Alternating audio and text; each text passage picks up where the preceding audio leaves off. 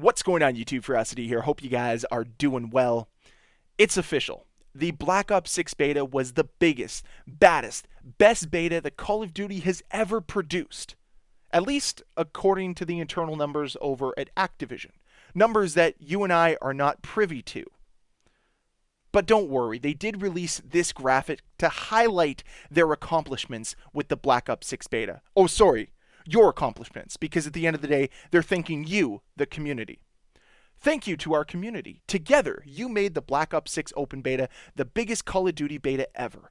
#1 in total hours played. #1 in total players. #1 in playtime per player. #1 in most matches played. You guys did it. Way to go, Call of Duty community.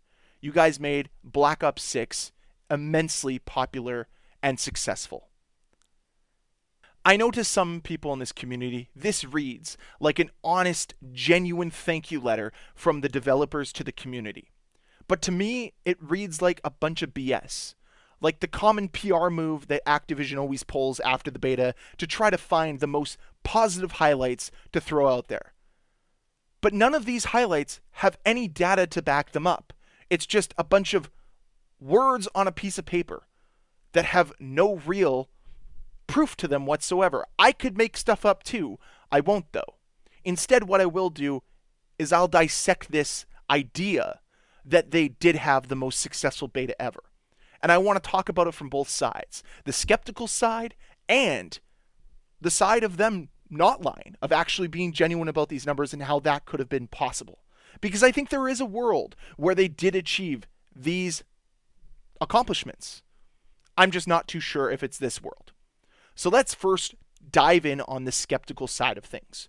Why would Call of Duty have any incentive to make up these numbers, to make up this poster? I mean, they could just be honest and say, thank you for all of the time you played. Thank you for all of the new players. We registered X amount of new players into the Call of Duty beta. The reason why they don't do this is multifaceted, but #1, it's so they can release something like this and the loyalists in the community, the toxic positive members of the Call of Duty community, can utilize this graphic as a trump card to drown out the negativity within the community. Because I don't know if you've noticed, but Black Ops 6 has had some mixed reviews within this community. And thus, why would Activision not want to try to drown out some of that negativity? Because a lot of the negativity is actually on Activision more so than Treyarch. Because for the most part, the problems are Activision-sided. Things like packet burst are definitely being talked about. Cheaters, the spawn system, the matchmaking system, all of this stuff is being talked about. What better way to drown it out than to say, hey, we had the best, most successful beta ever. So forget about all that negativity. Don't let that negativity sway you away from how great the game was, because it's very clear that this is just a very vocal minority that believes the game has problems. So don't listen to the criticism, ignore it. Because look at this hard data that we don't actually back up, but this hard data that proves it was such a big game. So the loyalists latch on to it and they say, great, look, you guys are all wrong, you're a bunch of haters. Well, no, if we actually dive into it, there's plausible deniability to all of this. But don't worry about that. Don't let facts and reality get in the way of your feelings there, Call of Duty loyalists. At the same time, I always find it interesting that Call of Duty likes to kind of skirt away from criticism by releasing their accomplishments to drown out that negativity. Think about it. Anytime there's a massive uproar about something negative within the Call of Duty community, they release some sort of trump card. When SBMM was really starting to get a lot of traction as a negative to the Call of Duty experience, they released the white paper. And they said, this is our trump card, here you go. And the loyalists latched onto it and everybody ate it up like it was gospel. And they're like, oh my God, yes, Call of Duty's 100% right here. Even though that I think that experiment was very geared into Activision's favor. But that's neither here nor there. Think about any time the cheater conversation gets really rampant. All of a sudden you get an update from Ricochet saying we've banned X amount of cheaters. Well, that tempers the water a little bit.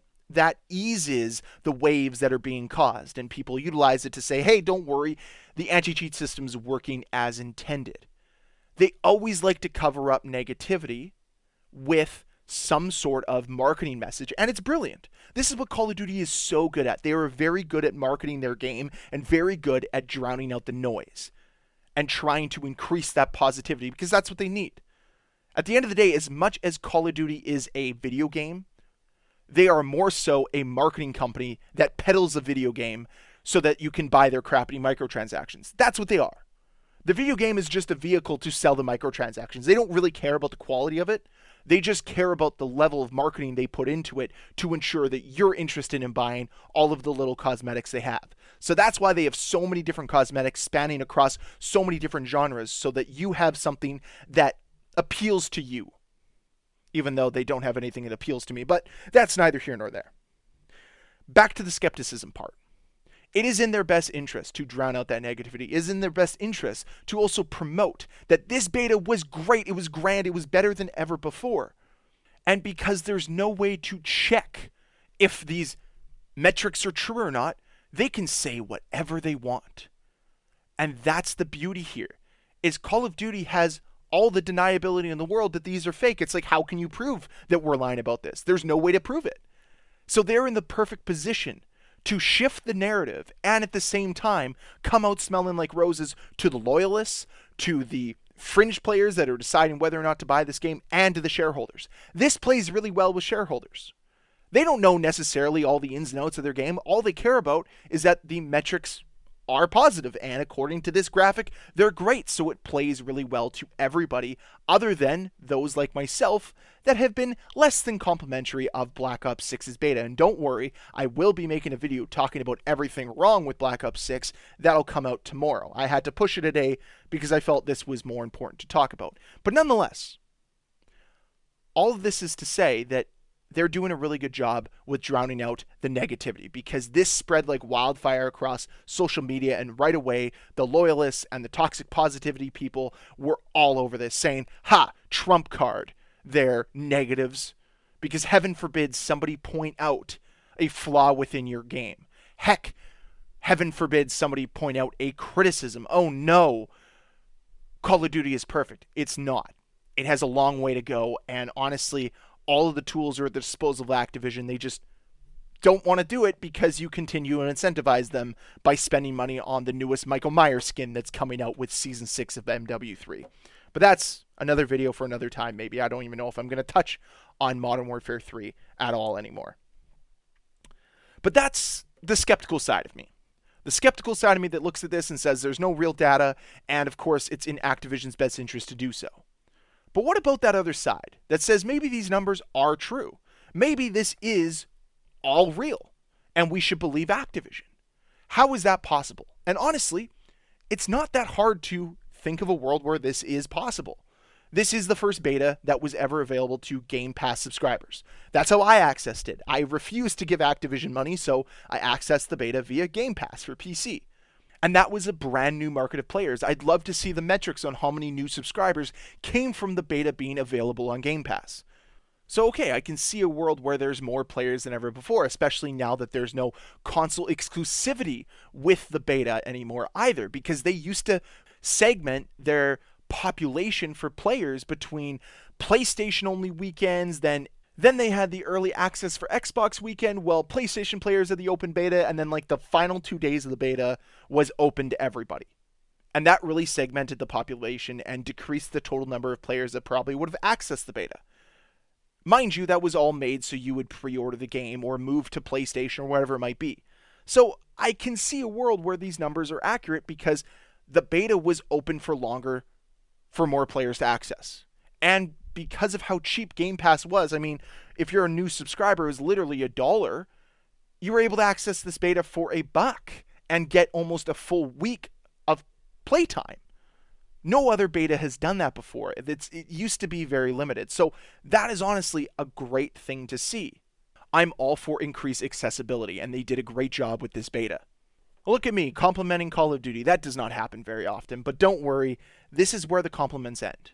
As now we have to once again discuss how we achieved things like most matches played, playtime per player, hours played, and all these little metrics that they're talking about.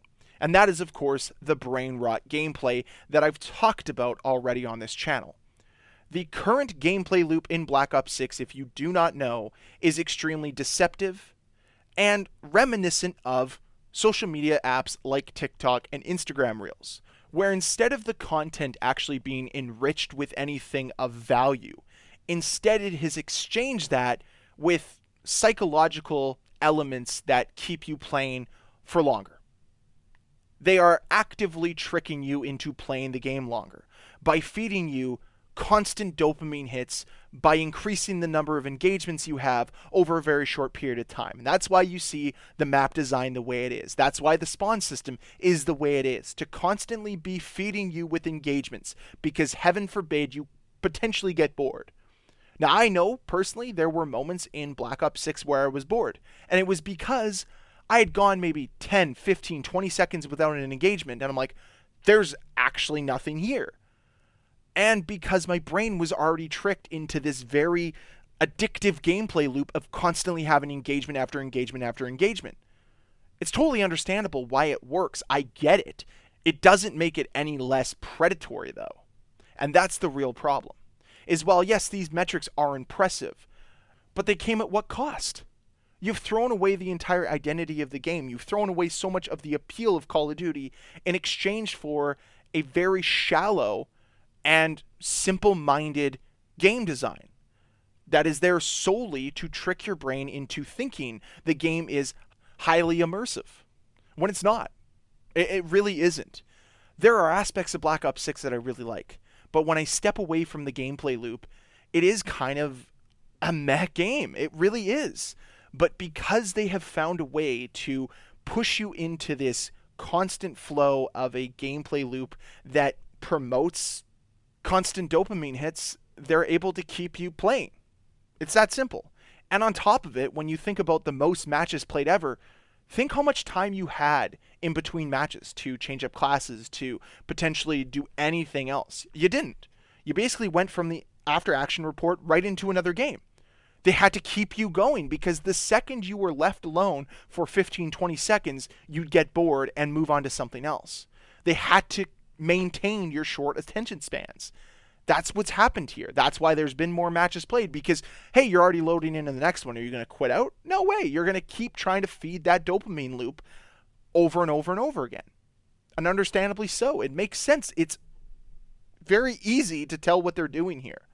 It doesn't take a psychology major to understand what's going on. But that's why there is a world where these numbers make sense.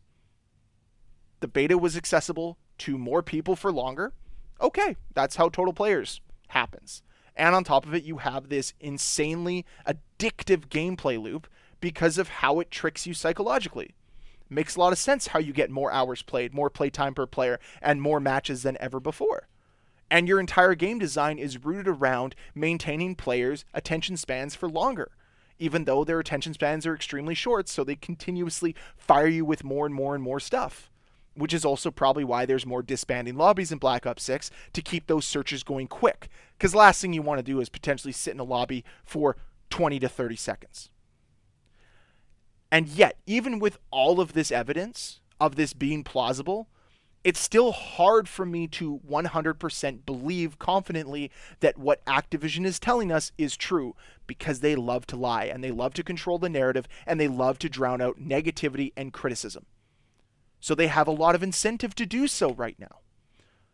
So that's just my thoughts on this.